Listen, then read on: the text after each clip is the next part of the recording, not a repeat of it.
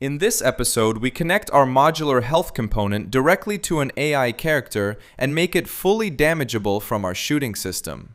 You will learn how to attach the reusable health component to an enemy, bind to the onHealth changed event correctly, update a floating health bar in real time, and destroy the AI when health reaches 0. This is not physics destruction. This is pure gameplay-driven health logic applied to an AI blueprint. To properly follow this episode, you should first watch Modular Health System in Unreal Engine 5 Reusable Actor Component Blueprint. You can find it on my channel inside the same playlist as this video. Without that foundation, this part will not make sense. Let's connect everything and make our AI killable the right way. Now this episode is straightforward. We already built a fully modular health component in the previous health and destruction episode, so for AI, we are simply going to reuse that same component. Before we connect health to the enemy, let us first improve our shooting system to make it cleaner and more scalable.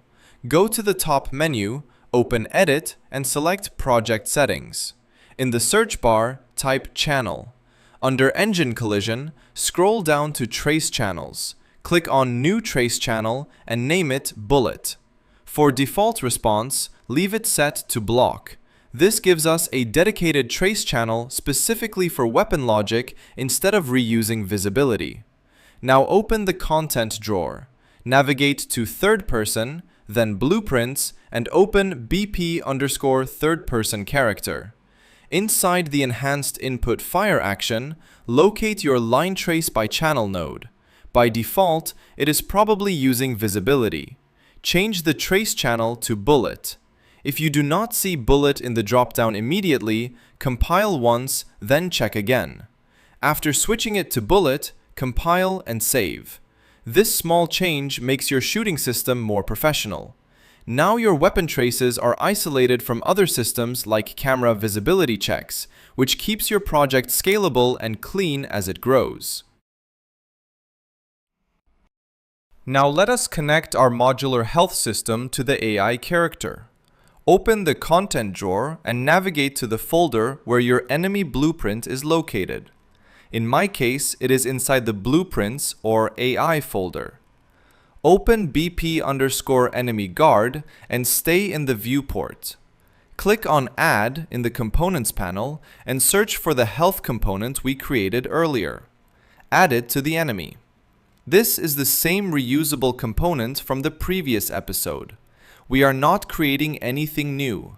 This demonstrates the power of modular design. Select the health component and set HP to 100 and max HP to 100. If you are exposing health percentage for debugging or UI binding, you can initialize it to 1. This ensures the AI starts at full health. Now click Add again in the Components panel and search for Widget. Add a widget component to the enemy.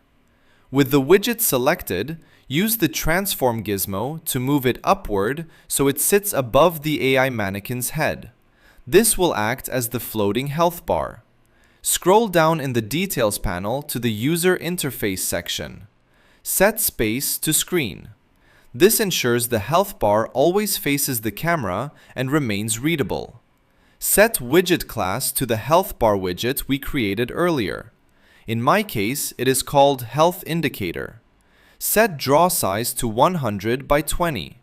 This keeps the health bar compact and clean above the character. At this point, the AI now has a fully functional health system attached using the same modular component we built before. No duplicated logic, no hard-coded health inside the character blueprint. Pure component-based architecture. Now switch to the event graph. If you remember BP_base destroyable object, we already handled what happens after health changes and when the actor dies. We will apply the same pattern here. The health logic itself is already modular. We are not rebuilding it. We are only reacting to it. In the event graph, locate Event Begin Play and move it slightly to create space. From Begin Play, drag a wire and add a sequence node. This allows us to execute multiple initialization tasks when the AI spawns.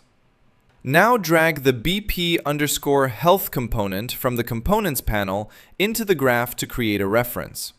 From that reference, drag out and search for onHealthChanged. Select Assign onHealthChanged. Make sure you choose Assign, not Bind Event. Assign automatically generates the event node for us and keeps everything cleaner and more structured. This creates a new onHealthChanged event node in the graph. Next, drag the widget component into the graph to create a reference. From that reference, search for getWidget. From the return value of getWidget, cast it to healthIndicator, which is the widget class we created earlier. From the cast result, drag out and get the health progress bar reference. From that, call set%. Now drag the BP_health component reference into the graph again. From it, get health percentage and connect that value to the in% input of set%. This ensures the progress bar always reflects the actual health value. Next, from the BP_health component reference, drag out and get the died boolean. Hold B on the keyboard and click in the graph to create a branch node. Connect the died boolean to the branch condition. From the true output of the branch, search for destroy actor and set the target to self. For now, we keep this simple. When health reaches 0, the AI is destroyed instantly. In upcoming episodes, we will replace this with ragdoll activation and a proper death animation. Then add a delay before destroying the actor. But structurally, this is correct and clean. Compile and save. Now, the AI uses the same modular health component, updates its health bar on damage, and is properly destroyed when health reaches 0. Now let me correct a small but important mistake. Earlier, I accidentally connected bind event to onHealthChanged directly into the cast to health indicator node. That is incorrect. Break that connection. The correct approach is to use the onHealthChanged event that was automatically created when we assigned the event. That custom event is what should drive the UI update logic. So connect the execution flow from onHealthChanged event into the cast to health indicator node instead. This way, every time the health component broadcasts a change, our custom event executes and updates the widget correctly. Now, before we test everything, let us quickly review something interesting. Select the AI perception component inside the Components panel. In the Details panel, scroll down to Senses config. If you click Add, you will notice there is a damage sense config available. We are not configuring it in this episode, but you can experiment with it. When properly configured, AI can react to incoming damage and potentially update its behavior, for example by detecting the attacker and moving toward the player. Try experimenting with it yourself. If you get interesting results, share them in the comments so others can learn from your findings. In upcoming episodes, we will properly integrate damage perception into the AI behavior logic. For now, remove any extra unused sense configurations and compile and save. Before we continue, a quick note.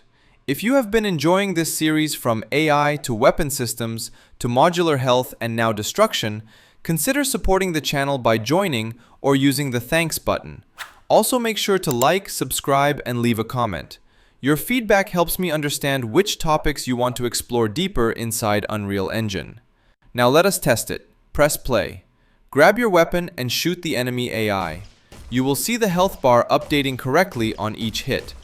And once the health reaches 0, the enemy is destroyed. Simple, clean, modular. Thanks a lot for watching. I will see you in the next video.